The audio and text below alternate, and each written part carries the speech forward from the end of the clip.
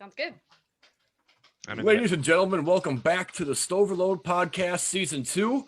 Thank you guys so much for tuning in and listening. More importantly, thank you for supporting all the musical guests that we have had on the show. The show's dedicated to them to help them because COVID has been a kick in between the legs for everybody, and it's really hurt the music artists the most. So thank you for spending your time to check them out. I know they greatly appreciate it. Today, I have a special guest, but not only are they my special guest today, but they are also going to be letting us use one of their songs called Never Getting In as the featured music for this season's show. So why don't you put your hands together for Bethany Rose, Trevor Isaac, and Wade Britz. They are Stand on Sapphires. Guys, welcome. Thank you for having us.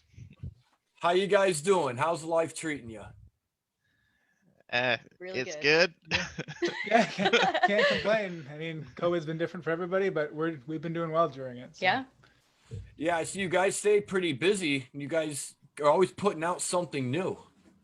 Yeah, we try to stay with the flow and keep going. And we really actually had the advantage of we started our band a few months before COVID hit. And so we didn't really have to deal with the pressure of doing live shows right away because we were just building up our inventory of songs.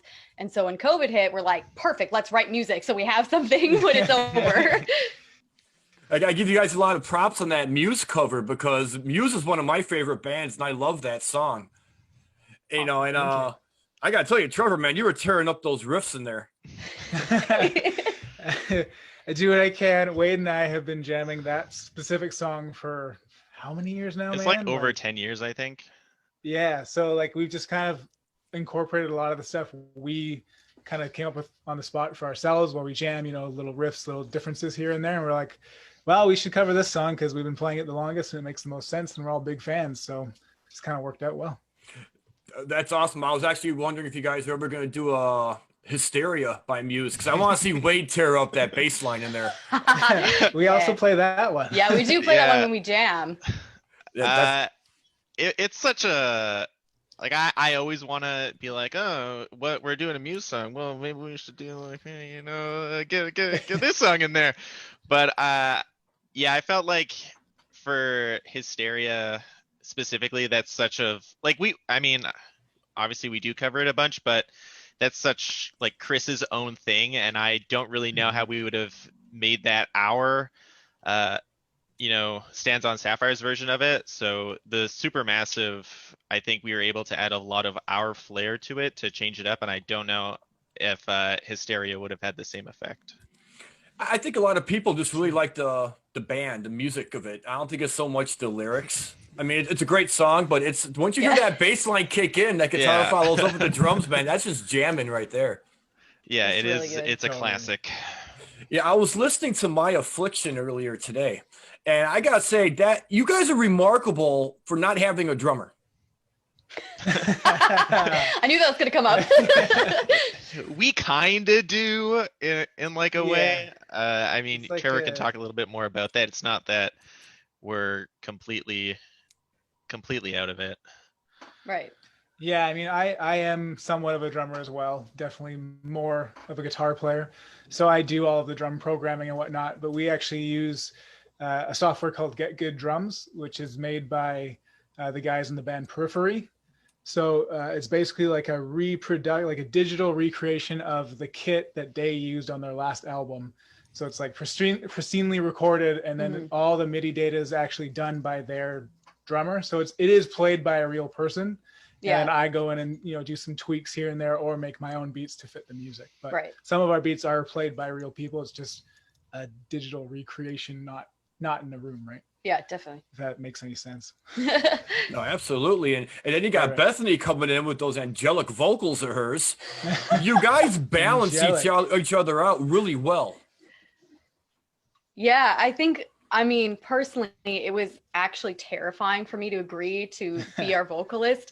And I even asked Trevor, I'm like, you need to tell me now if you don't want me to do this, because I know my voice is not the gruff kind of stuff you're used to hearing in a lot of hard rock or metal music.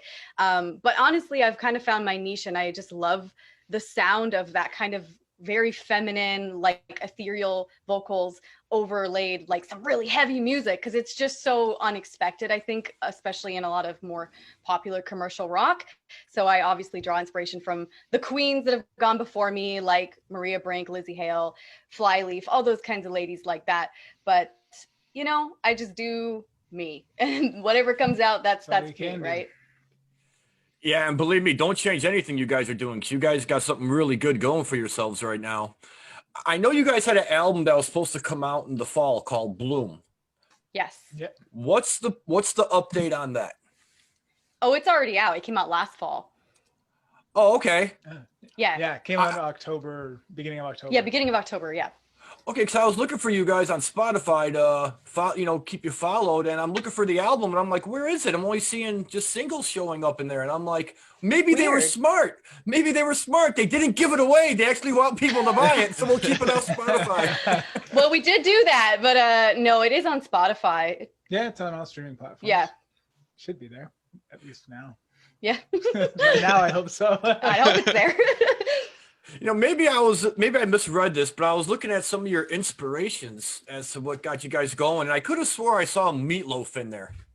Oh yeah. Yeah, that's all me. That's Trevor. I'm a huge Meatloaf fan, and that kind of comes in more to just the production. Mm-hmm. Like I'm a big fan of how produced his music is. Like there's so many parts going on in layers, and it's very well composed. So that we try to kind of like do that with our music. Have each song has their own little, special little thing here and there. You might not even hear it, but there's a ton of different layers going on. And versus, a lot of bands, which I love a lot of these bands that, like example, like AC/DC, they're very straightforward, just like, guitar-based drums, yeah. And that's it. But then, you hear a Meatloaf album, there's strings and there's a choir and there's all this other stuff going on. And I think that's probably where the inspiration comes from more so. That's awesome. I'm just curious. I mean, how did you guys find one another to start Stands on Sapphires? You want to take that wig? Trevor and I have been friends for, I think this year is like either like 20 or 21 years of us being friends. So we knew each other long before either of us had ever picked up an instrument.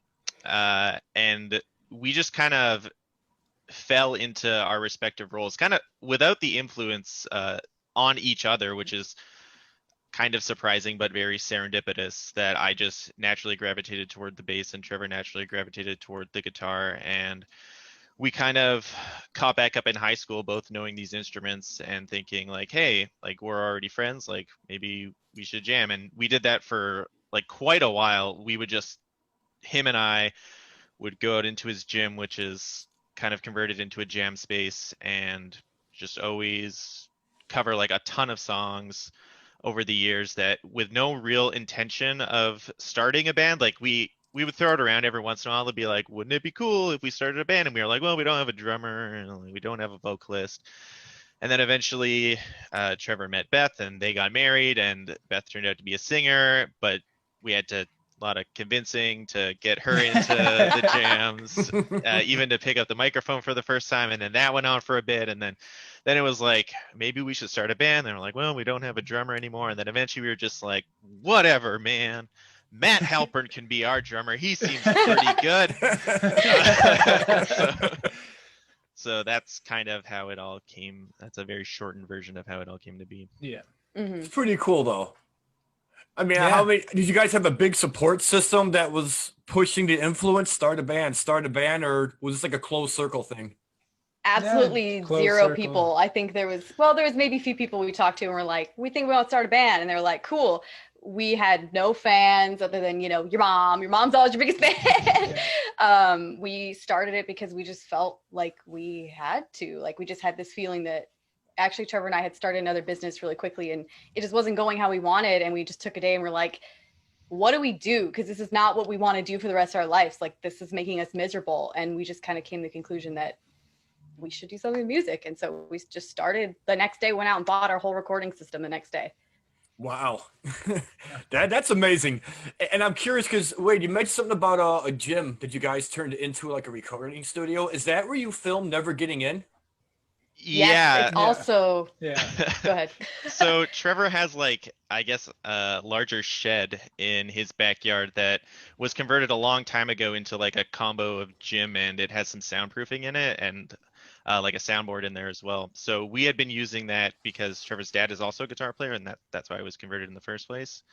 So that was the place that we would always go to jam, and which is super nice to have. And without it, I doubt any of this would have happened. Someone was talking to me the other day actually about, oh, like, you're a musician, where do you go to practice? Like, where do you go to jam in Vancouver? And I was like, I have no idea what we would do if we didn't have that space. Like, that's a great question. Yeah, it's true. I guess be very lucky is your answer. So Yeah, so yeah, that is where we recorded the first video. yeah. So where was My Affliction done?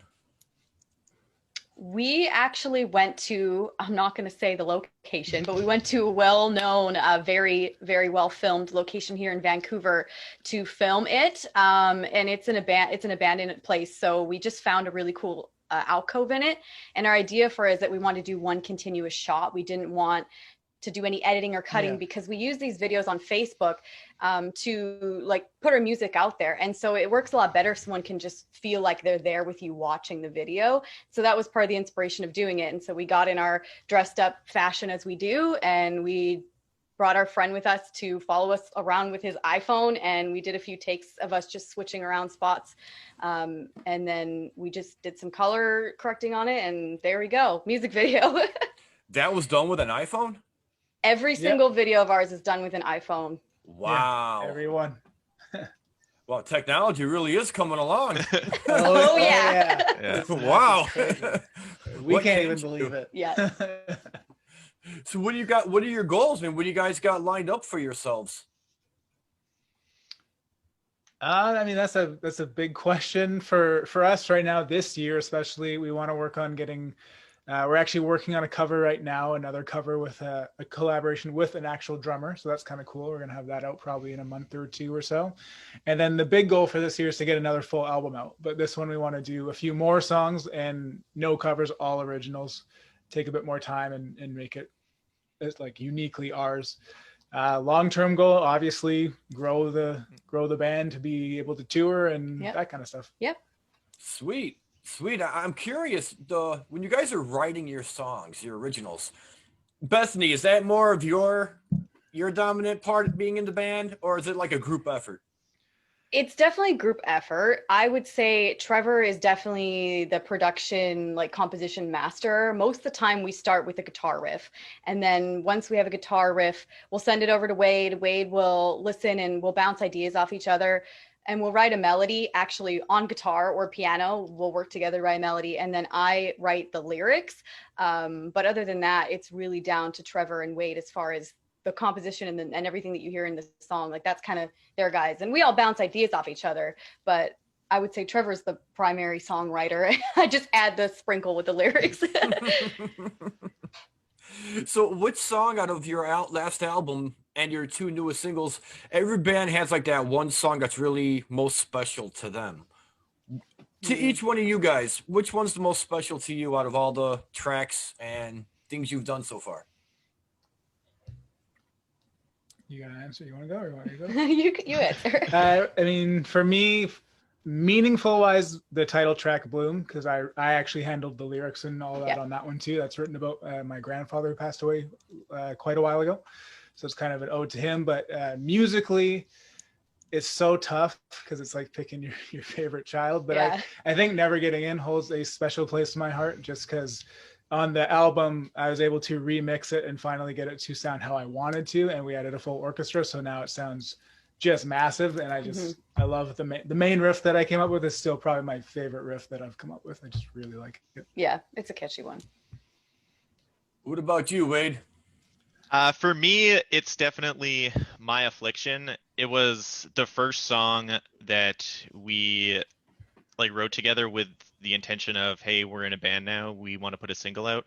And then eventually afterwards it got remastered when the full album did come out on Spotify. So it's significant because of that reason, but also just because I didn't really know like I hadn't really written a ton of original stuff before, so I didn't really know how it was going to come out, or like what my tone was going to sound like, what my writing was going to be like. There's a lot of bass players that I look up to, both because I'm just like, well, like this bass player is sick, or I really like their lines, or oh, hey, their lines are something that I think I would write if I were doing this type of thing. And so when I wrote My Affliction, I felt like that was a very good example of the type of writing I wanted to do. It sounded like, it doesn't really sound, for example, like Chris Wolstenholme, even though he's a bassist I really like. It sounds, in my opinion, more like Simon Grove, the bassist for Pliny, who's someone that I'm like, oh, I really like, I feel like him and I have similar ideas to what we want to accomplish. Not that anyone is trying to copy each other, but we kind of have similar goals in mind. So when writing that and having that like kind of spill out of me, when I was writing, I was like, this is really cool. I'm very happy that this is kind of who I feel I am as a bass player. So that song in particular. You're up, Bethany. The problem is, like Trevor said, it's like picking one of your favorite child. And honestly, from month to month, I change my mind which one I like the most. But I think I always come back to our song "Waste This Day." It's the first new original on the album. Just because when I wrote the lyrics for it, it was just very like emotionally charged for me. And I kind of let out a lot of thoughts and emotions that I think I've been holding on to for a long time. And so to me, emotionally, it's just very fueled. Not to mention we got an amazing violinist to lay down some stuff on that track, and he just sent us one thing. He's like, hope you like it, like if it's garbage, throw it out. And it was like one of the best things we've ever heard. And it was just him like messing around. We're like, we're not worthy, so there's just lots of things. Lots of things that came together to make that song, I think, really special to me personally. You know, I was so waiting for somebody to throw a Wayne's World quote in one of these shows. You gotta do it. Yep. Absolutely. And it was fun watching. When I found you guys, it was because of that video you did where it was just for fun. You guys were in some sort of warehouse or like an abandoned room, and you just kept taking turns singing or being on the drums or playing different instruments. That's how I found you. I like that song a lot. I do too. I was gonna say that one too, but that's my second that song one. Is probably it's called "It's All Over." That's probably like one of our favorites to play. It's so fun. It's just upbeat, and you just literally was like, let's just write something for fun. That was that song. Well, mission accomplished. Yeah, definitely. Well, we reached the point in the show where we had this little special segment we call "The Floor Is Yours," and everything's crazy, everything's nutty everywhere. So this is the time I leave for you guys. If you want to send a special message out to everyone or new listeners or your fans, now's that chance. Have at it. Oh, wow. I think maybe, do you have something to say, Wade? No, I'm motioning to you, Beth. Take it away. Oh, okay. I heard the deep. Anyways, I think more so, I just love to encourage other people, whether they're artists, whether they're just music appreciators or fanatics.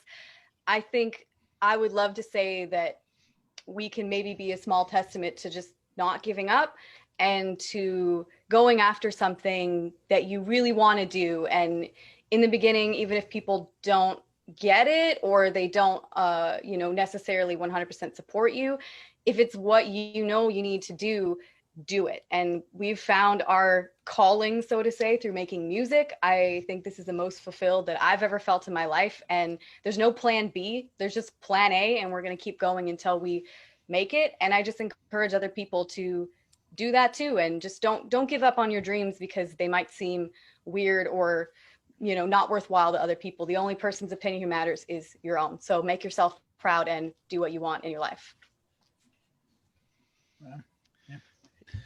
I think to kind of go on what Beth said, a lot of times when you hear people say like, never give up, follow your dreams and stuff, eventually you'll make it. Oftentimes they're like, it's like Steve Vai saying that or something. And you say to yourself, well, of course you're going to say that because you did make it, and you don't always hear of people who are up and coming and trying to do that. So I think kind of following along with our journey is hopefully going to be a testament of us saying that now when we, don't have as many fans as Steve Vai or whatnot, but you can keep watching us and see what we're going to do. Yeah, you just got to keep at it, right? It's all about consistency. Yeah, I totally agree with Wade, though. It's easy to say, like, well, it's easy for you to say you've made it, right? But if you can keep going when you're starting out, that same attitude is what's going to bring you through to the end, right? Yeah, absolutely. A positive outlook and not giving up or never I'm going to change up your song, Never Giving In. Perfect. There you go. There you go. That could be a remix for down the line. Love it. Let's do it. Well, guys, we're really glad you came on the show. It's been an honor. We're glad we got to have you on the Rock Block last year. That was a lot of fun having you in there. That was so cool. I turned it on. I just listened all night long. And man, there's some really awesome bands in there too. And then I heard our song come and I'm like, oh my gosh, like we're playing with like these amazing people on the radio. It was killer. Yeah, it's super awesome. Yeah, we've had a lot of people give feedback, especially at my job. And some of them even asked about you, like, hey, who was that girl singing? And I'm like, which one? Yeah, there was a lot of females, which is cool. Yeah, well, then they brought the Muse cover, like, oh, that stands on Sapphires. Are they going to be on the show? I'm like, I'm hoping. I'm working on it. And now here we are. Here we are. Well, guys, I want to thank you so much for coming on the show. And fans, unfortunately, all good things must come to an end, but we have hit that point. But just because they're the first episode doesn't mean they're completely gone. You're going to hear their music at the beginning of every episode of this show. And I'm sure you guys want to know, if the fans want to find you and follow you, how can they do that? We're everywhere. Just look. I'm just kidding. Great answer. We are... that's a joke. We're on all major streaming platforms, Spotify, Apple Music, Amazon. We're also on social media. It's whatever, Facebook, Instagram, /Stands on Sapphires, or our website is standsonsapphires.com. Sweet. Well, fans, you heard them. And I said this last season, and I'm going to say it again this season.